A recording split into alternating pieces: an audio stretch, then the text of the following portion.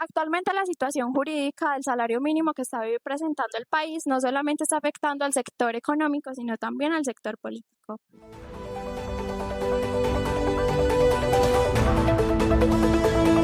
Bueno, yo pienso que impacta de muchas maneras, incluso pues se nos ha incrementado todo el tema de la canasta familiar, nuestras viviendas, está afectando también el tema de las viviendas de interés social, porque pues todos conocemos que se manejaba por salarios mínimos vigentes, todos los precios del mercado pues pienso que se están disparando por esta subida del salario mínimo. E incluso para los empresarios el tema de los aportes a la seguridad social, pues también se ve que están afectando, muchas empresas están llegando incluso a tener que cerrar porque pues la capacidad económica no les está dando para dar continuidad a sus empresas porque los precios se dispararon en todo el mercado. Sí, Mauricio, muchas gracias, José. Muy buenas tardes, mi nombre es Valerie y hoy nos encontramos con Albert Dailan, periodista cultural de Armenia, del departamento de Quindío, director del medio de comunicación Punto Aparte y al servicio de la Secretaría de Cultura de la Gobernación de Quindío. Muchas gracias, un gusto estar acá. Desde tu experiencia como periodista, ¿cómo crees que afecta políticamente esta situación que hoy está viviendo el salario mínimo al país? Colombia no se puede dar el lujo de tener unos sueldos exorbitantes, más cuando quienes ganan el salario mínimo, pues es una minoría. Esto sería importante, pero si todos los colombianos, de los 50 millones de colombianos, póngale el 90%, ganasen el salario mínimo, pues obviamente ahí sí sería una buena apuesta del gobierno nacional. Pero un país tan desigual, donde aquí la mayoría son micro y mini empresas, entonces esto nos lleva a un caos económico, porque las empresas, las medianas empresas, pues no van a sostener a una planta de empleados. Ya se ha visto. Empresas que tenían 4 o 5 empleados, pues le va a tocar reducir a dos, un empleado. Yo soy uno de ellos, uno de los afectados. Tenía varios empleados, pero ahora solamente escasamente sostengo un empleado.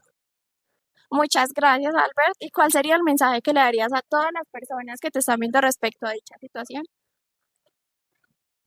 No, es que ahí quien debe poner los puntos sobre las IES es el gobierno nacional o el Congreso.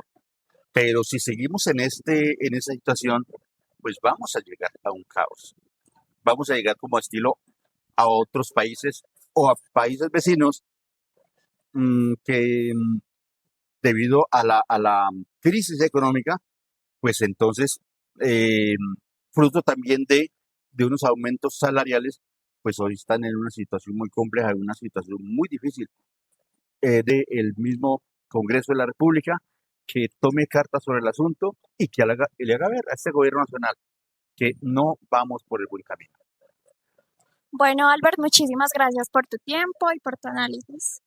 Listo, bueno, no, para lo que pueda servir, mucho gusto. Mi nombre es Sofía Rendón y estamos con el ciudadano Javier Riascos. Te quería preguntar, ¿qué impacto político tiene la situación jurídica del salario mínimo en Colombia? Bueno, Sofía, buenas tardes. No, mi fuerte no es la política, sin embargo, sí te podría decir que año tras año tenemos un aumento en el salario mínimo. Sin embargo, es algo que no se aprecia en la práctica, te lo diría más a nivel social, porque aumenta el salario, pero siempre aumenta también los costos básicos, la canasta básica familiar, los impuestos también aumentan. Entonces, insisto, es un cambio que acaba por no ser apreciado realmente. Muchas gracias por esta entrevista, Alexis. Somos- Hola, nos encontramos con unos empresarios. ¿Cuál es su nombre? Andrés, Bueno, quiero hacerte una pregunta, Andrés. ¿Cómo crees que afecta el salario mínimo que está viviendo el país ahora? pues la verdad, el salario mínimo nos afecta mucho a los empresarios porque cuando uno tiene varios empleados, se incrementan más los gastos y debido a la situación económica en la que estamos pasando, pues no nos da. Hay que reducir empleados o decir los empleados que nos puede colaborar reduciendo sueldos. Entonces, estamos en esa problemática porque la situación económica está muy dura. ¿Y qué enseñanza dejas hoy al respecto sobre esa situación? ¿Que incremente, que se mantenga igual o qué opinas de eso? Pues todo debe incrementar, no tan drásticamente, así como veníamos, que era un incremento, pues era favorable, pues factible al incremento de la canasta familiar. Pero es que este incremento ha sido muy alto y nos afecta a todos los empresarios. Definitivamente estamos muy tristes con el incremento porque la situación económica no se da para esos incrementos tan altos.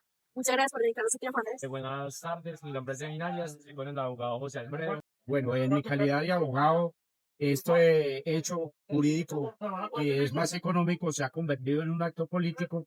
El debate sobre el salario mínimo que en Colombia ha trascendido político, económico, para convertirse en el epicentro de la lucha política.